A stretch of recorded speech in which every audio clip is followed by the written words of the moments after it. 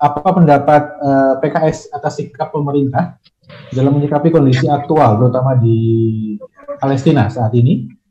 Kemudian yang kedua tentang tadi ya, mungkin bisa ditekankan lagi tentang kenapa Iran menjadi sangat begitu lemah pasca ledakan di Lebanon.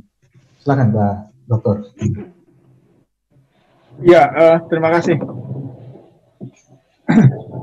Kami melihat memang kalau sikap pemerintah Indonesia dalam hal ini diwakili oleh Kementerian Luar Negeri itu cukup konsisten ya sejak Indonesia merdeka sampai hari ini. Saya lihat sikap Kemlu itu sangat konsisten dan sejalan dengan aspirasi kita sebagai bangsa ya terhadap upaya kita mendukung kemerdekaan Palestina. Saya kira segala upaya yang konstruktif untuk mendorong ke arah itu harus kita dukung. Ketika PKS dulu menjadi Ketua Komisi 1 5 tahun yang lalu ya, di periode DPR yang kemarin, kami bersama-sama dengan Kemlu itu bersama-sama mendorong dibukanya konsul kehormatan Indonesia di Rafah.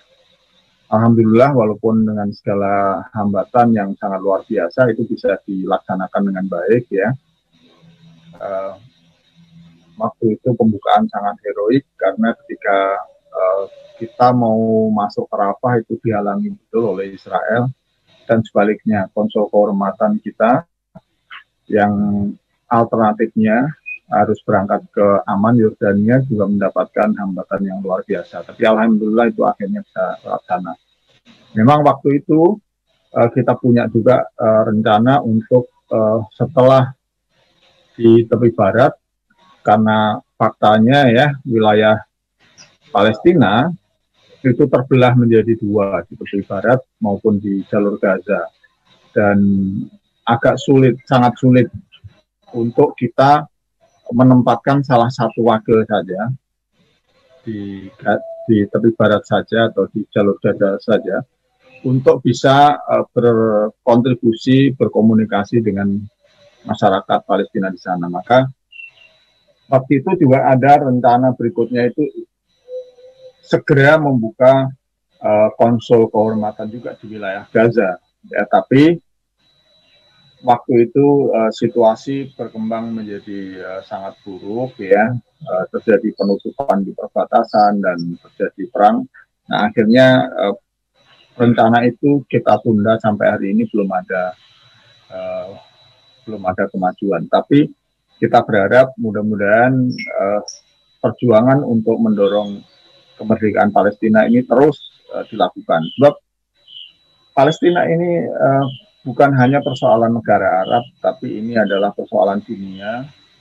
Indonesia, kita punya peran kesejarahan penting dan saya kira itu peran Indonesia yang tidak bisa dihilangkan oleh generasi-generasi berikutnya yang menyelenggarakan pemerintahan di Indonesia. Apa itu?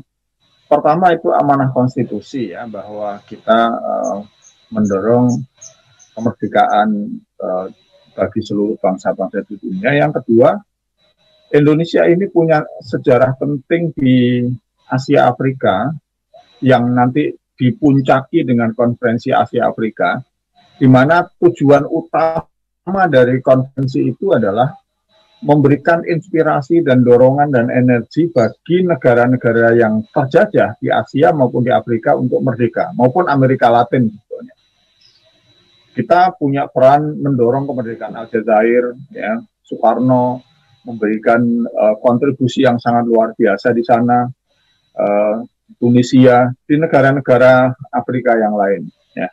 Nah ini peran kesejarahan yang tidak dimiliki oleh bangsa Arab. Termasuk bangsa Arab itu banyak yang mendapatkan inspirasi kemerdekaannya dari Indonesia.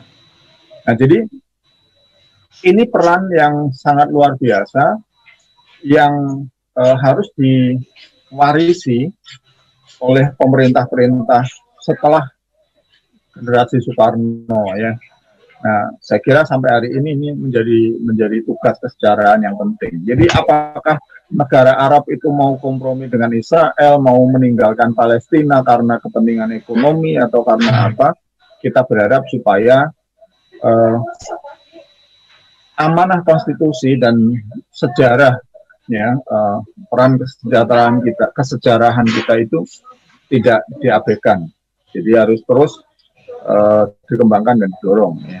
Nah ini harapan kita dan PKS akan terus mengawal agar pemerintah Indonesia sekarang, kemarin Pak Jokowi, hari ini maupun masa-masa yang akan datang lewat Kementerian Luar Negeri itu terus berjuang mendorong kemerdekaan Palestina. Yang kedua soal Iran dan Lebanon. Jadi ledakan ini memberikan indikator kuat bahwa Iran ini sedang mengalami kondisi yang cukup lemah secara ekonomi, terus juga merembet ke politik ya, karena embargo, karena harga minyak yang anjlok, jadi ekonomi di dalam negeri menjadi sangat buruk. Walaupun Iran itu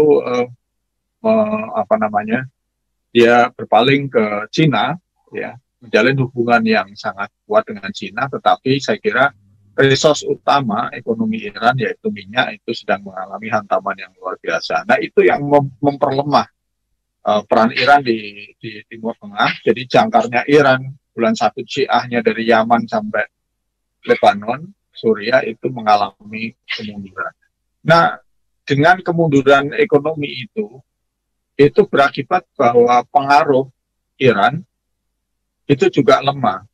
Jadi ketika ada momen ledakan yang sangat besar, mengambil korban yang sangat besar dari penduduk Lebanon yang sedang dirundung COVID, mendapatkan persoalan politik, ya, karena politisi-politisi yang korup, kemudian ada persoalan ekonomi, resesi yang sangat luar biasa. Tiba-tiba ada ledakan besar yang skalanya itu di bawah bom Hiroshima dan Nagasaki. Jadi ledakan terbesar ketiga di dunia yang pernah ada itu. Hiroshima, Nagasaki, dan Lebanon. Penduduk yang menjadi korban sangat banyak, meninggal sangat banyak. Sekarang ini para pedagang, pemilik toko, para penduduk umumnya di Lebanon, di Beirut utamanya, mereka yang rumah-rumahnya hancur itu tidak tahu lagi dengan apa mereka akan membangun. Ya. Uangnya nggak ada karena ekonomi sedang resesi, mereka juga terkena COVID, jadi tidak jelas. Nah dalam situasi yang demikian desperate ya, itu Iran tidak bisa membantu dengan baik. Di masa-masa dulu, Iran langsung membangun ya, ketika selesai tadi saya sebutkan selesai perang Lebanon-Israel dalam Hizbullah Israel, itu Iran langsung turun tangan kasih bantuan ekonomi, bangun gedung-gedung yang dibom oleh Israel langsung dibangun kembali, pulih segera. Hari ini itu enggak, Iran cuma datang bawa bantuan obat-obatan, jadi nggak ada bantuan paket ekonomi. Nah dengan peran ekonomi yang melemah ini, itu akibatnya adalah pengaruh politiknya juga lemah. Jadi penduduk Lebanon yang kemarin mungkin mengeluhkan atau mengharapkan bantuan Iran dalam menghadapi situasi ini, tiba-tiba mereka tidak lagi bisa mengandalkan. Dan akibatnya tentu ini akan memperlemah pengaruh Iran di Lebanon. Saya kira demikian.